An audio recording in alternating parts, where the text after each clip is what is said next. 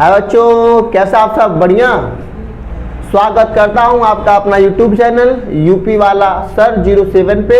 जैसा कि बच्चों हम लोगों ने इसके पहले जो 2 वीडियो पढ़ा है वो बहुत ही शानदार आप लोगों ने बच्चों उस पर प्यार दिया। आज का बेहतरीन इंपॉर्टेंट टॉपिक आपके लिए लेकर आया हूं, दर्पण सूत्र एवं आवर्धन क्षमता। तो प्यारे बच्चों, आज हमें सीखना है दर्पण सूत्र का जो निगमन होता है, जो डेरिवेशन वो कैसे होगा। तो आइए दोस्तों शुरू करते हैं फटाफट से। देखो बच्चों, सबसे पहले हम एक अवतल दर्पण बनाते हैं। अवतल दर्पण तो वह गोली दर्पण जिसका परावर्तक पृष्ठ अंदर की ओर दबा हुआ होता है उसे हम अवतल दर्पण कहते हैं, और उसके मध्य बिंदु में जो होता है ना उसे हम बोलते हैं दर्पण का ध्रुव पीक। ठीक है ना। तो जो आपका परावर्तक पृष्ठ में जो मध्य बिंदु होता है उसे हम दर्पण का ध्रुव पीक बोलते हैं। यहाँ पर हम एक बिंदु ले देते हैं जिसका नाम होता है वक्रता केंद्र। वह वक्रता केंद्र जिस खोखली गोले का भाग होता है उस गोले का केंद्र वक्रता केंद्र कहलाता है। ठीक है बच्चों। वक्रता केंद्र C और दर्पण के ध्रुव P को मिलाने वाली जो सीधी रेखा होती है उसे हम कहते हैं मुख्य अक्ष। ये आपका जो सीधी लाइन दिखाई दे रही है इसे हम मुख्य अक्ष के नाम से जानते हैं। इसके बाद से मैं इस मुख्य अक्ष पर एक वस्तु रख रहा हूं बच्चों। यहाँ पर A हो जाएगा, यहाँ पर क्या हो जाएगा, B हो जाएगा। ये AB नाम का एक वस्तु है जिससे हम क्या करेंगे, इसी वस्तु से हम प्रूफ करेंगे कि जो हमारा दर्पण का जो सूत्र है वो कैसे प्राप्त होगा। यहाँ पर मैंने AB नाम का एक वस्तु लिया और इस वस्तु के शीर्ष B से प्रकाश के किरणों को हमने इसके समांतर मतलब मुख्य अक्ष के समांतर डाला, और मुख्य अक्ष के समांतर डालने के बाद मैंने देखा कि जैसे ही इस दर्पण आपतित होती है तो परावर्तन के पश्चात वो हमेशा मुख्य फोकस से होकर जाती है। ऐसा क्यों होता है? आप लोगों ने पढ़ा होगा परावर्तन के नियम दर्पण प्रतिबिंब बनाने के नियम में कि यह होता है कि जब भी प्रकाश किरणें मुख्य अक्ष के समांतर जाती हैं तो हमेशा मुख्य अक्ष के समांतर जाने वाले प्रकाश किरणें दर्पण पर आपतित होती हैं तथा परावर्तन के पश्चात वो मुख्य फोकस से होकर निकल जाती हैं। ठीक है, वो हमेशा मुख्य फोकस से निकल जाती हैं। अगर इसी प्रकाश से बच्चों, अगर हम इसी शीर्ष से दूसरी प्रकाश की किरणें डालें और वो प्रकाश किरणें ये दर्पण के ध्रुव P पर पड़ती है तो यहाँ पर सेम मतलब एक एंगल बना के निकलती है, और जैसे आपतित होती है तो जितना एंगल बना के आती है उतना ही एंगल बनाकर टकरा कर मतलब परावर्तन होकर वापस चली जाती है। ठीक है बच्चों। क्यों आपका मैं एंगल की बात कर रहा हूँ यहाँ पर बराबर होने का? क्योंकि आपको पता होगा, आप लोगों ने पढ़ा होगा परावर्तन के नियम में कि आपतन कोण बराबर परावर्तन कोण के बारे में आप लोगों ने पढ़ा होगा। जैसे देख लीजिए यहाँ छोटा सा, यहाँ पर कोई समतल दर्पण है, ठीक है, कोई चिकना पृष्ठ है, इस पर प्रकाश किरणें आ रही हैं और यहाँ बनता है तुरंत अभिलंब। उसके बाद से यहाँ पर प्रकाश किरणें जाती हैं और आपतित किरण मतलब आने वाली किरणों को आपतित किरण बोलते हैं। यह आपका अभिलंब होता है नॉर्मल। आपतित किरण अभिलंब के बीच में जो बना कोण होता है वो आपका I होता है, और परावर्तित किरण जो टकराकर वापस जा रही है उसे हम परावर्तित किरण के नाम से जानते हैं। ठीक है बच्चों। तो यहाँ पर जो आपका होगा वो R होगा, रिफ्लेक्शन होगा ये। ठीक है ना। तो परावर्तित किरण और अभिलंब के बीच बना जो कोण होता है वो परावर्तन कोण होता है। और हमने ये भी पढ़ा है कि जो कोण I है वो कोण R के बराबर है, मतलब परावर्तन कोण जो होगा वो आपतन कोण से क्या होगा, बराबर होगा। इसी नियम के अनुसार यह हम यहाँ पर काम कर लेते हैं कि जितना कोण ये बनेगा उतना ही कोण बनाते हुए आगे निकल जाएगा। जहां पर 2 किरणें टकराती हैं बच्चों, ठीक है, जहां पर 2 किरणें टकराती हैं ना वहीं पर ये भी परावर्तित हो रही है, ये भी परावर्तित हो रही है और इस बिंदु पर टकरा रही है। तो जहां पर जिस बिंदु पर टकराती हैं वही बनता प्रतिबिंब। इसका नाम रख देते हैं बेटा हम लोग A' B'। ठीक है, और यहाँ पर मैं नाम बताता हूँ इसका M। ठीक है ना। इसके बाद से बच्चों अब देखते हैं हमारे पास यहाँ पे 2 त्रिभुज दिखाई दे रहा है। थोड़ा सा त्रिभुज के बारे में आपको समझा रहा हूँ। बगल में यहाँ पर देख लीजिए, अगर मेरे पास एक त्रिभुज यहाँ पर हो और दूसरा त्रिभुज आपका यहाँ पर हो, ठीक है, यहाँ भी 90 डिग्री, यहाँ भी 90 डिग्री, यहाँ पर मान लो थीटा हो, यहाँ पे क्या हो, थीटा हो। ठीक है बच्चों। तो हम इन दोनों यहाँ पर रख देते हैं A B C A B C। ठीक है बच्चों। तो हम देख रहे हैं A' B' C' कर लो इसको। हम देख रहे हैं कि त्रिभुज ABC सिमिलर है किसके, A' B' C के, A' B' C' के। क्यों? क्योंकि हम देख रहे हैं कि यहाँ पर यह कोण इसके बराबर है, यह कोण इसके बराबर है। जब दो त्रिभुज के दो कोण अलग अलग, दोनों त्रिभुज की दो कोण अलग अलग क्या हो गए, बराबर होते हैं, तो हम कहते हैं कि ये दोनों त्रिभुज क्या है, समरूप हैं। अब समरूप में बताया जाता है कि अगर ऐसा है तो उनके भुजाओं का जो अनुपात होता है, मतलब ए बी बट्टा ए डैश बी डैश, ठीक है बच्चों, और यहाँ पर आपका है बी सी बट्टा B dash C dash equal to A C बट्टा ए डैश सी डैश। इनके भुजाओं का जो अनुपात होता है वो आपस में क्या होता है, बराबर होता है, ठीक है ना। तो यही कंसेप्ट लेकर यहाँ पर आपको करना है, ठीक है बच्चों। तो आपको किसी प्रकार का कोई दिक्कत नहीं होगा, यहाँ पर आपको एकदम प्योर कंसेप्ट देखने को मिलेगा, ठीक है, प्योर कंसेप्ट। बस यहाँ पर पूरा का पूरा वीडियो देखिएगा, आपको मजा आ जाएगा। एग्जाम में आप एकदम नंबर छाप के लाओगे, कोई भी समस्या नहीं होगा। देखो यहाँ पर लिखते हैं बेटा हम लोग चित्रानुसार, चित्रानुसार, चित्रानुसार A B triangle A B P, A B P similar है किसके, तो A dash B dash P, A dash B dash P के, ठीक है बेटे बच्चों। A dash P B dash ऐसे भी कर सकते हो, कोई दिक्कत नहीं है। एक सिमिलर क्यों है, हम यहाँ पर लिखेंगे क्योंकि आपको कारण तो बताना पड़ेगा ना।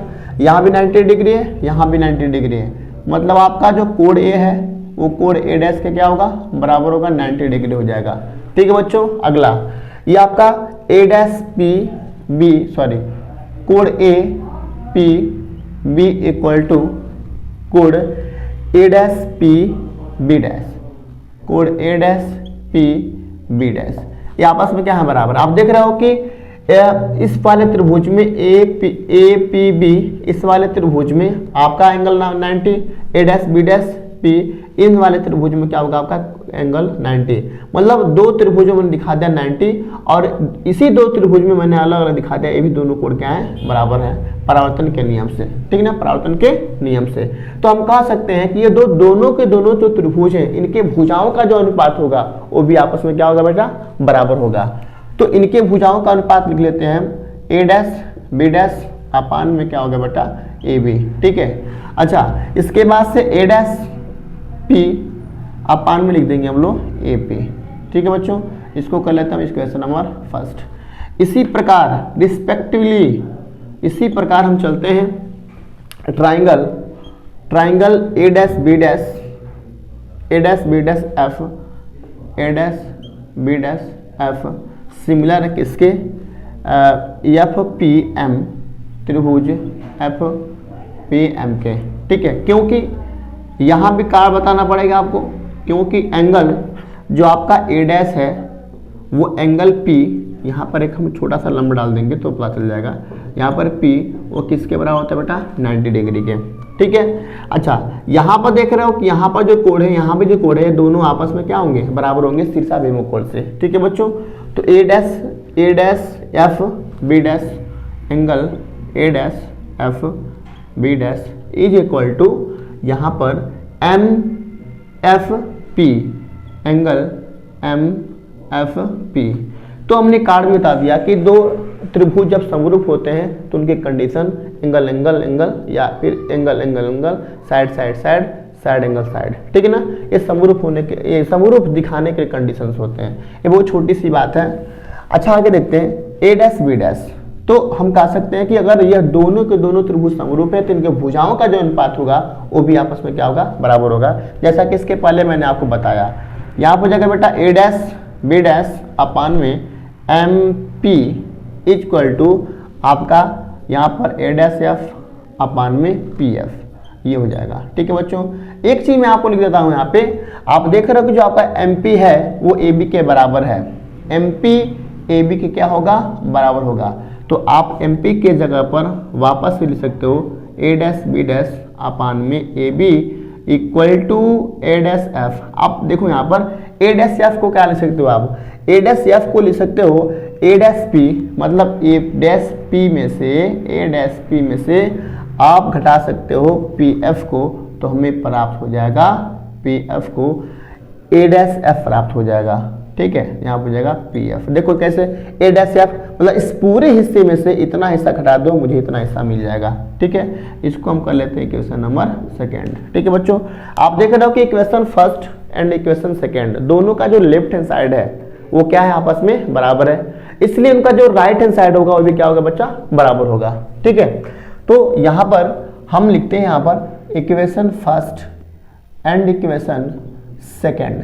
ठीक है, तो A dash P upon A P equal to यहाँ पर ए डैश पी अपान में A dash P minus P F upon P F. ठीक है बच्चों, उसके बाद से मैं थोड़ा सा बगल में यहाँ पर आपको बताने के लिए इंपॉर्टेंट बात बता रहा हूँ। देखो अब तो मेरी कहानी यहाँ तक हो गई, इसके बाद से जो चीजें हैं ना वो ए डैश पी क्या है, तो ए डैश पी आप देख रहे हो प्रतिबिंब बन रहा है, तो प्रतिबिंब जो इमेज है उसको प्रतिबिंब बोलते हैं। ए डैश पी इक्वल टू आपका भी हो जाएगा प्रतिबिंब की दूरी हो जाएगा। उसके बाद से आपका ए पी है, तो ए से लेकर पी तक क्या है आपका, ये वस्तु है, ऑब्जेक्ट है, तो आपका ए से लेकर पी तक आपका वस्तु है, इसको हम रिप्रेजेंट करते हैं यू से। और जो आपका एफ पी है, एफ पी दर्पण का ध्रुवी अब मुख्य फोकस एफ के जो बीच की दूरी होती है उसे हम फोकस दूरी के नाम से जानते हैं। जो आपका एफ पी है वो आपका क्या हो जाएगा, एफ हो जाएगा, पी एफ या फिर क्या होगा बेटा, फोकस दूरी एफ हो जाएगा। और आप देख रहे हो कि सभी दूरियां कहाँ से मापी जाती हैं, दर्पण ध्रुव पी से मापी जाती है, तो सभी के सभी दूरियां किधर है, बाएं की तरफ है, इसलिए सभी दुनिया किस में ली जाएगी बच्चों, ये ली जाएगी माइनस में।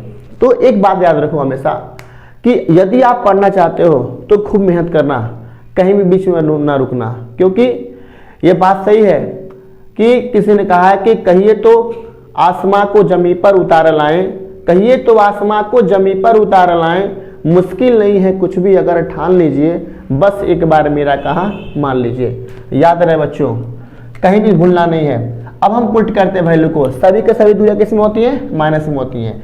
ए डैश पी, तो ए डैश पी के बारे में बात करेंगे, ये है क्या भैया, तो माइनस का भी हो जाएगा, प्रतिबिंब की दूरी माइनस का भी, ए पी माइनस का U equal to A dash P minus का भी, ये माइनस पहले से है, माइनस का एफ हो जाएगा अपान पी एफ माइनस का क्या होगा, एफ हो जाएगा।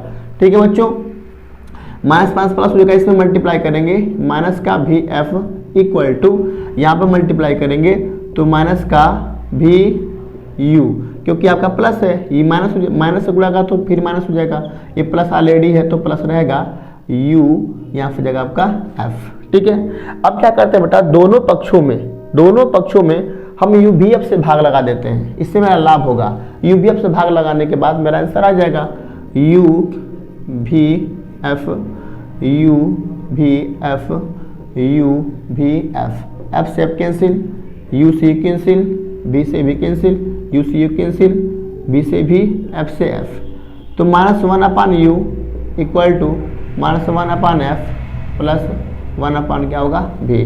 ठीक है बच्चों, उसके बाद से आप देख रहे हो कि अब हम इसके बाद से क्या करेंगे, कुछ नहीं करना, आप इसको उधर लेके आओ, उसको उधर लेके जाओ, तो one upon F equal to निकल के आएगा one upon U plus one upon V. तो बच्चों यहाँ पर आप देख रहे हो एकदम प्योर कंसेप्ट के साथ, कहीं भी आपको समस्या नहीं होगी, कहीं भी आपको समस्या नहीं होगी। जहां भी समस्या होगा वहां पर तुरंत हमें कमेंट करके बताइएगा कि सर हमें यहाँ पर समस्या, मैं आपके लिए वो कमेंट देख करके मैं बताऊंगा। चलो, इसके बाद से अगला पॉइंट है आपका आवर्धन क्षमता। आवर्धन क्षमता के बारे में बेटा बहुत अच्छे तरीके से बता दे रहा हूँ। आवर्धन क्षमता m इक्वल टू, इसका तो मात्रक होता नहीं है, आपको पता है क्यों नहीं होता है। अगर हम कोई लंबाई लेते हैं, किसी लंबाई को मीटर में लेते हैं, सेंटीमीटर में लेते हैं, तो ऊपर नीचे कट जाएगा, तो आपका क्या हो जाएगा, उसका ये नान हो जाएगा। नान मतलब जो मात्रक होगा, मात्रक इसका जो होगा वो होगा ही नहीं, वो कट जाएगा। आवर्धन क्षमता क्या होता है, प्रतिबिंब की लंबाई बट्टे वस्तु की लंबाई, प्रतिबिंब की लंबाई बट्टे वस्तु की लंबाई के अनुपात को हम आवर्धन क्षमता कहते हैं। ठीक है, तो मेरी बात याद रखो बेटा, आई बट्टा ओ, ठीक है, कुछ नहीं करना, आई क्या है, इमेज है, ए डैश बी डैश, ऑब्जेक्ट क्या है बेटा, तो ए बी होगा। ठीक है, अच्छा ए डैश बी डैश किस में होगा, माइनस में हो जाएगा, तो माइनस ए डैश बी डैश, और ये भी आपका ए बी रहेगा। अब देख लो यहाँ पे मैं थोड़ा सा आपको मैं हिंट देता हूँ, बाकी आप आगे कर लोगे। यहाँ पर देखो ए डैश बी डैश किसके बराबर होगा, तो आप देख सकते हो यहाँ पर ए डैश बी डैश किसके बराबर है, ए डैश पी के बराबर होगा। आपका जो ए बी होगा ए किसके बराबर होगा, ए पी के बराबर होगा। तो आप लिख दो ए डैश बी डैश किसके बराबर हो जाएगा, ए डैश पी के, और आपका जो ए बी है बच्चों ये किसके बराबर है, ए पी के। अब वैल्यू को पुट कर देना, आपका आवर्तन क्षमता निकल के आया। तो बहुत बहुत धन्यवाद आपका, थैंक यू बच्चों।